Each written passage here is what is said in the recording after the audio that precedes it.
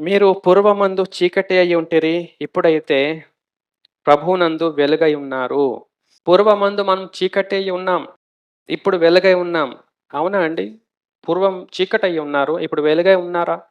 మతం మార్చుకుంటే వెలుగై ఉండరు. క్రైస్తవ్యంలోకి రాగానే వెలుగైపోరు.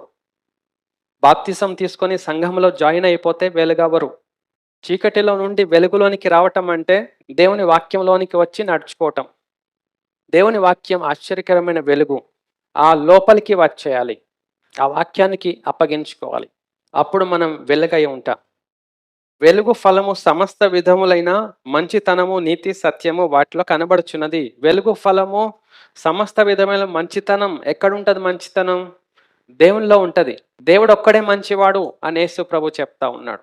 కాబట్టి సమస్త విధములైన మంచితనం అంటే సమస్త విధములైన దేవుని స్వభావము, దేవుని సహవాసము, దేవుని పని, దేవుని మాటలో మంచితనం ఉంటది. The goodness. నీతి.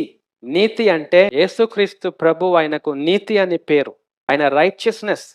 ఆ నీతిలో మనకు వెలుగు ఫలం ఉంటది. ఆ నీతిలోనే మనకు ఆశ్చర్యకరమైన వెలుగు ఉంటది.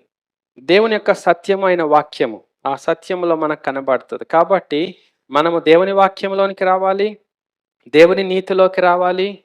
ఇంకా దేవుని మంచితనంలోకి రావాలి. అప్పుడైతేనే మనం చీకటిలో ఉండి వెలుగులోకి వచ్చిన వారం. చాలా తేటగా, చాలా క్షుణ్ణంగా, చాలా క్లియర్‌గా, చాలా విశదంగా దేవుడు తన మాటలు చెప్పాడు. అయినా కానీ మనం వినకపోతే ఎవరు రక్షిస్తారండి? అందుకే జాగ్రత్త పడదాం. ప్రభు వాక్యానికి, ఆయన వాక్యానికి మనం అప్పగించుకుందాం. అది దేవుని నీతి, దేవుని మంచితనం, ఆయన సత్యం. అది ఆశ్చర్యకరమైన వెలుగు. సంఘం గాదు, మతం గాదు, చర్చ్ గాదు, అవన్నీ తర్వాత. లోకంలో ఐడెంటిటీ అంతే. కానీ దేవుని ఎదుట ఆయన పిలుపు, ఆయన మనకిచ్చిన స్థానం ఏంటంటే, ఆయన సత్యము, ఆయన నీతి, ఆయన మంచితనం, ఆయనలోనికి మనం వెళ్ళాలి. దేవుని యొక్క నియమము, దేవుని యొక్క సహవాసము చాలా తిన్నగా ఉంటది. స్ట్రెయిట్. ఏమి ఇగ సైడ్ లేదు, వంకర లేదు, ఇండైరెక్ట్ లేదు, ఏం లేదు. తిన్నగా, సూటిగా ఉంటది దేవుని సహవాసం. ఇష్టం ఉంటదా? ఇష్టం లేదా? అంతే సంగతి. ఇంకేం సంభాషణలుండవింక. ప్రభువా నేను ఇష్టపడలేకపోతున్నాను. నాకు సహాయం చెయ్యి అంతే. ప్రభువా మరీ ఇంత కఠినంగానా? ఇట్లా ఉంటే బావుంటదేమో. ఇలాగా. దేవుడు ఒప్పుకోడు. ఆయన దగ్గర చాట ఉంటది చాట. చాటలో జాలించి, జల్లించి వ్యర్థమైన పొట్టంతా ఎగిరిపోతది.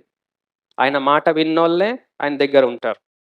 వారిని సమకూర్చుకొని కొట్టులో పెట్టుకుంటాడు పరలోక రాజ్యంలో.